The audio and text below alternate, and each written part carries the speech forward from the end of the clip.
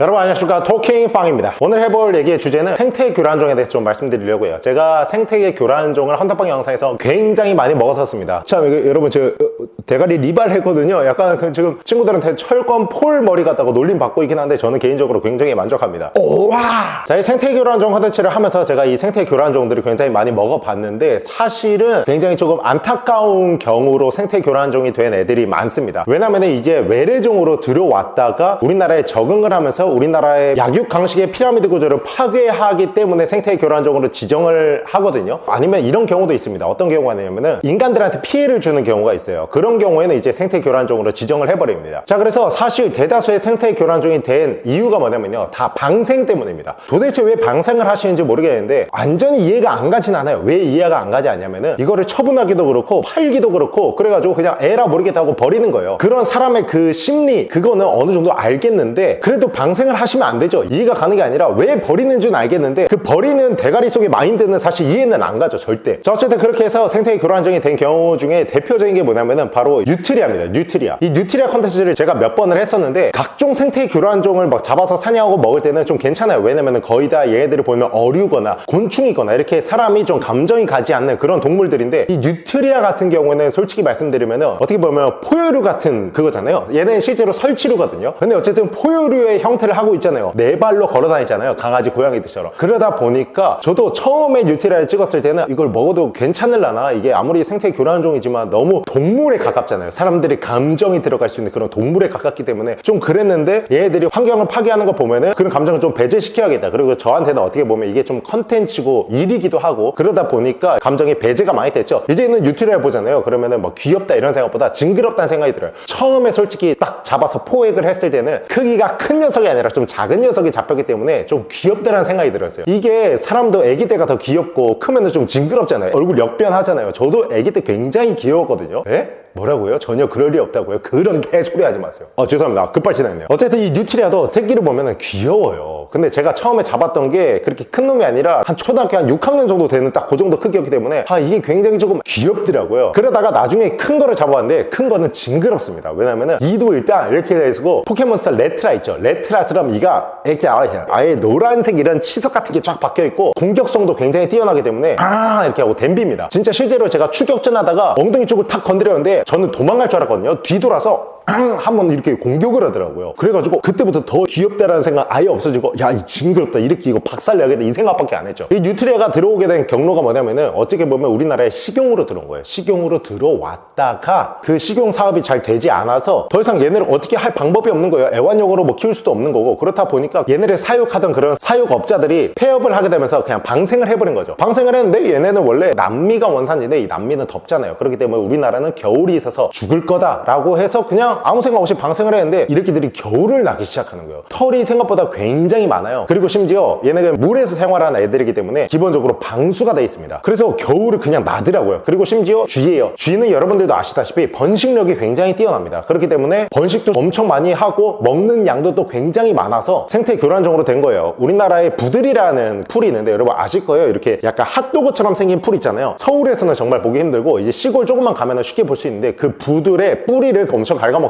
그리고 잔디 이런 것도 다 갉아먹어요. 과일 같은 것도 먹고요. 그렇기 때문에 얘네가 생태 교란종이 된 겁니다. 그리고 또 안타까운 경우는 이제 거북이들 있죠. 거북이들. 이 붉은기 거북이랑 리버코터 등등 우리나라의 생태 교란종으로 지정된 거북이들이 굉장히 많아요. 여러분들 흔히 뭐 절이나 이런 데 가셔서 아니면 뭐 연못 같은 저수지 같은 데 가면은 거북이들이 그냥 바위 위에 올라가서 쉬고 있는 경우들 보셨을 거예요. 그런 거 보면은 뭐야 거북이다 이렇게 안 하시고 거북이다 귀여워, 이게 대표적입니다. 왜냐면 거북이도 우리나라에서는 옛날부터 애완용으로 굉장히 많이 들어왔기 때문에 거북이를 봤을 때 혐오스럽다기보다는 귀엽다라는 말을 더 많이 하실 거예요. 심지어 어릴 때 거북이 안 키워본 사람도 정말 적어요. 우리나라 강아지만큼 저희 어렸을 때는 거북이도 굉장히 많이 키워봤을 겁니다. 여러 사람들이. 그렇다 보니 제 헌터빵 컨텐츠를 할 때 거북이를 먹어 라고 했을 때 거북이에 대한 악플이 달린 경우도 많아요. 심지어 저는 지금도 거북이를 키우고 있는데 제가 지금 키우고 있는 거북이도 생태 교란종이 됐죠. 왜 교란종이 됐냐, 이 녀석은 무지막지하게 처먹습니다. 제가 키우는 종류가 이제 늑대 거북인데 저는 이제 키우다가 생태 교란종이 돼버려서 이 녀석을 허가를 받고 지금 계속 키우고 있어요. 기존에 키우던 거는 생태 교란종이 됐다고 하더라도 절대 폐기 처분하라고 하지 않습니다. 기존에 키웠던 사육시설 같은 거 사진 찍어서 환경부에 보내면은 이제 환경부에서 허가증을 내려줘요. 이제 키워도 된다. 하지만 절대 어디로 이동해서는 안 된다. 만약에 이사를 하게 되더라도 그 이사한 거주지를 환경부에 보고를 해야 돼요. 그런 식으로 조금 철저하게 관리가 되고 있어요. 어쨌든 그래서 우리나라에서 정말 대표적인 생태 교란 거북이가 두 가지가 있습니다. 바로 붉은기 거북이요. 그 리버쿠터라는 녀석이 있어요. 제가 이 두 마리 다 먹었었는데 어릴 때는 이 두 마리 다 키워봤어요. 이 붉은기 거북이 흔히 말하면요, 여러분 청거북이라고 하는 겁니다. 어릴 때 그냥 수족관 같은 데 가면은 거북이 다 팔고 있었잖아요. 청거북이라고 하고 분양을 하고 있었는데 그게 리버쿠터 아니면은 붉은기 거북이 둘 중 하나예요. 지금도 뭐 이마트 내에 있는 수족관 같은 데 가면 거북이 팔고 있잖아요. 근데 청거북이라고 써있지만 그거는 거의 뭐 옐로우벨리나 뭐 이런 다른 종류, 생태 교란종이 아닌 종류들을 지금 팔고 있을 겁니다. 어쨌든 얘네들도 그렇게 너무 많이 하다가 이제 방생을 하게 됐는데 우리나라 저수지나 이런 데를 너무 많이 파기를 해버린 거죠. 이 파기해버린 것 중 가장 큰 게 뭐냐면요, 얘네들은 일단 육식을 하거든요, 기본적으로. 그렇기 때문에 우리나라 토종 어류들의 새끼를 잡아먹는 거예요. 이 새끼 때는 솔직히 말씀드리면 많이 잡아먹히잖아요. 근데 아무래도 우리 토종들끼리도 새끼를 서로 잡아먹고 하는데 이 외래종 거북이래끼가 수입이 돼서 들어와가지고 방생이 되면서 우리나라 토종 물고기들의 새끼를 처먹게 되니까 우리나라 환경의 피라미드 구조가 무너지는 거죠. 그렇게 해서 붉은기 거북이는 애초에 굉장히 오래됐어요. 생태 교란종이 된 지 20년이 넘었습니다. 그리고 리버쿠트라는 종류는 2020년에 됐고 3년밖에 안 됐죠, 이거는. 그리고 또 중국 줄무늬 목거북이라고 하는 보석거북이라고 하는 녀석인데 정식 명칭이 중국 줄무늬 목거북이거든요. 이 녀석도 생태 교란종인데 이 녀석은 왜 생태 교란종이냐면 남생이랑 비슷해요. 우리나라의 토종 거북이라고 하면요, 여러분 남생이 하나입니다. 남생이. 나머지는 싹 다 외래종이에요. 근데 이 남생이와 중국 줄무늬 목거북 이 두 마리가 교배가 가능해요. 그러다 보니 교배가 가능하면 뭐가 나와요? 그렇죠, 바로 잡종이 나옵니다. 하이브리드 종이 나오는 거죠. 그래서 우리나라 고유의 남생이의 DNA를 파괴시킬 수 있다 해서 이 녀석은 생태 교란종으로 지정이 된 거예요. 근데 성격은 붉은기 거북이랑 굉장히 달라요. 왜냐면 얘는 좀 온순하거든요. 그렇기 때문에 환경적으로 파괴하는 거는 붉은기 거북이나 리버쿠터보다 훨씬 적은데 이 교잡 때문에 우리나라 고유종을 지키기 위해서 생태 교란종으로 지정을 한 경우죠. 거북이도 조금 안타깝죠. 그래서 제가 뉴트리아 거북이 먹으면요, 처음에 먹었을 때 악플이 생각보다 많았어요. 하지만 저는 이거는 어쩔 수 없다고 생각합니다. 저도 사실 처음 봤을 때 어느 정도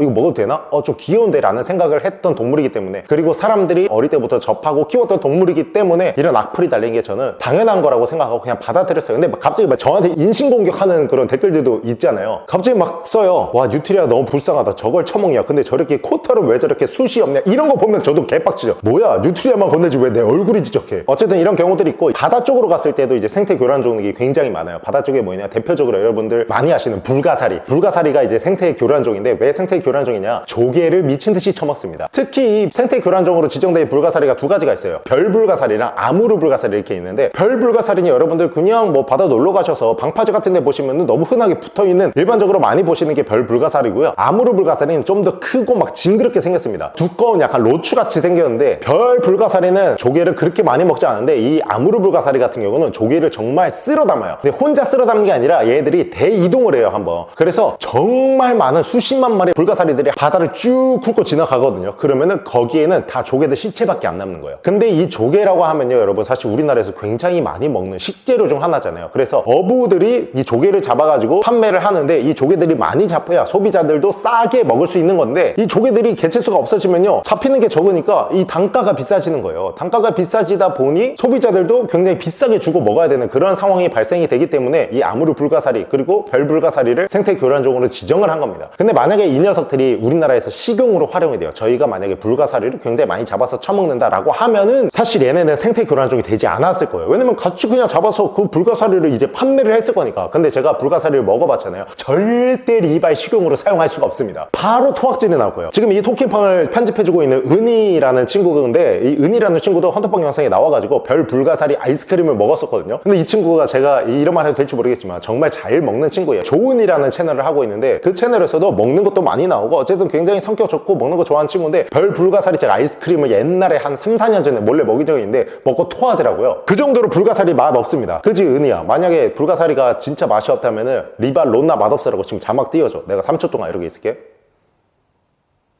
잘했어. 그리고 더욱더 심한 문제는 뭐냐면요, 이게 계속해서 생태 교란종이 지금 나오고 있다는 거예요. 예를 들어 최근에 노랑알락 하늘소라는 녀석이 우리나라에 들어왔어요. 근데 지금 현재는 제가 알기로는 제주도에서만 발견이 되고 있는데, 얘네들이 만약에 내륙에 퍼지기 시작하면은 정말 끝도 없이 퍼집니다. 얘네가 뭐 어디서 무슨 배를 타고 들어온 것 같아요. 왜냐면은 이 제주도는 항구잖아요. 그렇다 보니까 무역도 많이 하는데, 무역을 하다가 얘네들이 한두 마리가 붙어서 들어오는 거죠. 근데 또 이게 무조건 생태 교란종이 되지 않아요. 이 노랑알락 하늘소 같은 경우는 생태 교란종이 된 이유가 뭐냐면, 살아있는 우리나라 팽나무를 쳐먹습니다. 그래서 나무를 죽여요. 그 노랑알락 하늘소가 굉장히 많은 포인트를 보시면은 나무가 이렇게 쭉 있거든요. 근데 나무에 진짜 구멍이 이만하게 나 있어요. 얘네가 이 생나무를 애벌레에서 안에서 갉아 먹다가 성충이 돼가지고 이만한 구멍을 뚫고 나오는 거예요. 그러다 보니 나무는 영양분을 뺏겨서 결국 죽게 됩니다. 이렇게 우리나라에 되게 안 좋은 해가 되는 경우들 있죠. 이런 경우들이 많아지면은 생태 교란종이 되는 건데, 무조건 생태 교란종이 안 된다고 했잖아요. 자, 그런 건 뭐냐면요, 부산에 청개라고 있습니다. 청개. 흔히 동남아에서 많이 잡히는 머드크랩이라고 하는 녀석인데, 이 머드크랩이 우리나라에 들어온 지가 굉장히 오래됐어요. 근데도 불구하고 그래,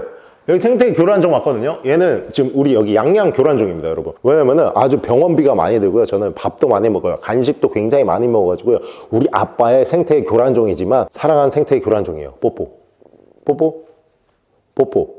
입양하실 분 구합니다. 제가 방금 말씀드린 청개, 머드크랩은요, 심지어는 금어기까지 있습니다. 외래종인데 금어기가 있고, 또 우리나라 이제 부산 명물이라고 해요. 그래서 부산에서는 똥개라고 부릅니다. 똥개. 왜냐면 이제 찌면은 약간 이제 꿀이내가 나거든요. 근데 맛은 절대 꿀이지가 않고 정말 너무 맛있고, 살도 꽉 차 있고, 크기도 심지어 정말 집게 이렇게 잡고 있잖아요. 요만합니다. 양쪽 집게 들고 있다고 치면 이만해요. 헌터방 영상 많이 보신 분들은 아마 많이 보셨을 거예요. 제가 컨텐츠를 꽤 했거든요. 그래서 그런 것들도 있습니다. 그리고 부산에서만 또 살고 있는 도마뱀이 있는데, 얘네들도 개체수가 굉장히 많아요. 굉장히 많은데도 불구하고 생태 교란종이 아니에요. 왜냐면은 우리나라 해충들을 먹어주거든요. 모기, 파리 등등 거미랑 같은 역할이라고 보시면 됩니다. 그래서 그렇게 이로운 애들은 외국에서 들어왔지만서도 사실 생태 교란종으로 지정이 돼 있지 않아요. 그리고 또 제가 생태 교란종 중에 가장 안타깝게 생각한 게 뭐냐면 바로 미국 가재입니다. 미국 가재가 굉장히 생태 교란종으로 좀 유명해졌는데, 왜냐면 많은 유튜버들이 다뤘기 때문에 저 또한 많이 다뤘었고, 이 미국 가재 같은 경우는 저는 사실 초등학교 때 정말 많이 키웠던 가재 중 하나예요. 제가 정말 가재 빠였거든요. 초등학교, 중학교 때. 근데 그때 가장 쉽게 접할 수 있고 생명력 강하고 저렴했던 게 미국 가재입니다. 그리고 번식도 굉장히 쉬웠어요. 그래서 미국 가재 정말 많이 키웠죠. 하지만 저는 정말 하늘을 맹세했고, 제가 키우는 거를 우리나라 토종 생물은 방생을 한 적이 있는데, 외래종은 정말 저는 절대로 방생한 적이 없어요. 집에서 죽을 때까지 키우거나 집에서 다 죽이거나 다른 사람한테 분양을 했지, 절대 저는 방생을 한 적은 절대 없습니다. 모든 걸 다 걸고 채널이나 뭐 다 걸고 제가 말씀드릴 수 있어요. 이 미국 가재 같은 경우는 솔직히 말씀드리면 얘도 겨울을 나지 못할 거라고 생각을 하고, 심지어 집에서 진짜 안 죽거든요. 정말 안 죽기 때문에 키우다가 방생을 하는 거예요. 그냥 귀찮아, 그냥 내과에 방생하고 막 방생하다 보니까 얘네들이 이제 룽가룽가를 엄청 자라거든요. 룽가룽가를 하고 새끼를 한번 뿌릴 때는 엄청 진짜 한 100마리 이상 뿌립니다. 이렇게 뿌려지면서 얘네가 이제 우리나라에 살아남은 거죠. 특히 겨울에는 다 죽을 줄 알고 방생을 하는 건데, 겨울에는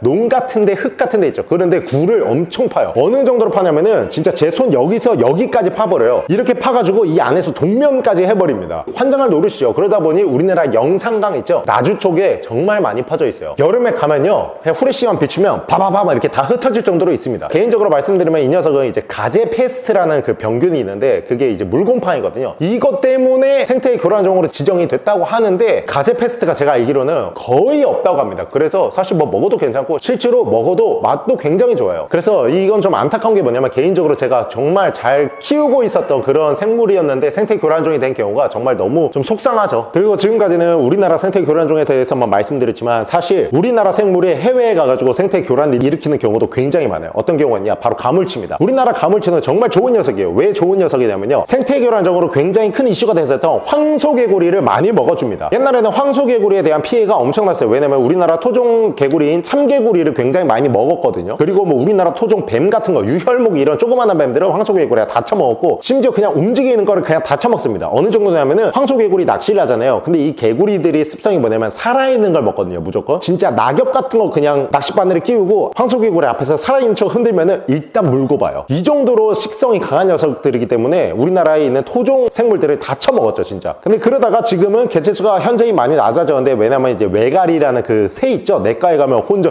개 커가지고 이렇게 흰 색깔 새 있잖아요. 얘네들도 황소개구리를 많이 먹고, 가물치가 진짜 황소개구리를 많이 먹어줬어요. 그렇기 때문에 가물치는 우리나라에서 정말 좋은 토종 토종 어류인데 해외에 이 녀석이 이제 수입을 갔어요. 왜냐면은 우리나라에서도 뭐 그런 외국 열대어나 이런 거 고대어 키우는 사람들 많잖아요. 저처럼 해외에도 똑같을 거 아니에요. 해외에서는 우리나라 생물이 외래종이잖아요. 그리고 우리나라 가물치가 굉장히 크고 어떻게 보면 좀 뱀 같고 진짜 멋있기 때문에 해외에서는 정말 각광을 받았을 거란 말이에요. 똑같이 우리나라에서 해외로 이제 수입을 간 거예요, 가물치가. 그래서 근데 키우다 보니까 먹성도 너무 뛰어나고 크기가 너무 커져요. 우리나라 가물치는 진짜 메다까지 자라기 때문에 이 감당 안 되거든요. 일반 가정집에서는 감당 못 하죠. 그러다 보니 이걸 이제 또 방생을 하기 시작한 거예요. 근데 우리나라는 사계절의 달이기 때문에 우리나라 물속에 있는 생물들은 진짜 강합니다. 특히 우리나라 민물고기들이 정말 강해요. 뭐에 강하냐? 바로 온도에 강합니다. 근데 뭐 사실 알래스카나 이런 개추운 곳으로만 가지 않으면은 엔간한 데서 살아남는 거예요. 막 40도, 50도 올라가는 이런 여름에도 살고 막 영하 막 10도, 20도 떨어져도 살고 무적이에요, 무적 해외 가면은. 그래서 우리나라 가물치들이 다른 나라의 토종 어류들을 개처먹기 시작하는 거죠. 그래서 우리나라 가물치가 생태 교란종으로 굉장히 많이 지정이 돼 있다고 알고 있어요. 그리고 또 두 번째가 뭐냐? 바로 무당개구리입니다, 여러분. 우리나라에 무당개구리 산에 가면 많이 볼 수 있잖아요. 무당개구리가 배를 이렇게 뒤집어 까면요, 무당벌레처럼 되게 이렇게 주황색, 검은색 이렇게 돼 있어서 예뻐요. 근데 어떻게 보면 좀 징그럽기도 한데 이 매니아들이 볼 때는 굉장히 예쁜 개구리 중 하나예요. 그래서 이 무당개구리도 또 수입 갔죠. 이민 간 거예요. 이민 갔는데 이 무당개구리에서 곰팡이균이 발견이 된 거예요. 근데 우리나라 생물들은 이 곰팡이균에 대한 면역이 있는데 해외 종들은 곰팡이균에 대한 면역이 없기 때문에 방생도 할 거 아니에요. 가서 키우다가 아 몰라 하고 그냥 방생할 거 아니에요. 외국 사람들도 똑같이. 그러다 보니까 이 녀석들이 이 곰팡이균을 옮아가지고 그 나라 토종 생물을 또 죽이는 거죠. 그래서 또 무당개구리도 생태 교란종으로 지정이 굉장히 많이 돼 있을 거예요. 그리고 또 이거는 우리나라는 아직 안 들어왔지만 만약에 들어오면 정말 박살날 그런 생물이 하나 있는데 바로 제가 얼마 전에 일본 가서 잡은 우치다 가제라는 녀석이 있습니다. 근데 그 영상을 보시면은 진짜 정말 많거든요. 가제가 한 300마리는 잡았어요. 저는 가제를 좋아했으니까 제가 봤을 때 너무 멋있게 생겼어요. 우리나라는 가제 종류가 딱 하나예요. 참가제 딱 하나인데 이 참가제가 굉장히 큰 버전이에요. 크니까 일단 멋있잖아요. 멋있다 보니 이 녀석이 또 애완용으로 수입이 됐다가 또 일본에서 또 방생이 된 거예요. 방생이 됐다가 또 일본 그 민물 내과가 착살이 난 거예요. 왜냐면 번식도 잘하고 생명력도 너무 끝내주기 때문이에요. 근데 이 우치다 가제는 사실 일본 말고 유럽에서 정말 큰 피해를 입혔어요. 유럽에 있는 토종 가제나 생물들을 박살이 내버렸대요. 근데 이 녀석 만약 우리나라 들어오잖아요. 근데 강 하나 점령했잖아요. 제가 봤을 때는 미국 가제 싹 다 먹혀요. 미국 가제 크기의 두세 배가 되기 때문에 이 가제들은 완벽한 약육 강식이거든요. 어느 정도냐면 동료애가 없어요. 일단 예를 들어 이 갑각류들은 탈피라는 과정을 하잖아요. 근데 가제가 탈피를 할 때 가장 위험한 순간이에요. 왜?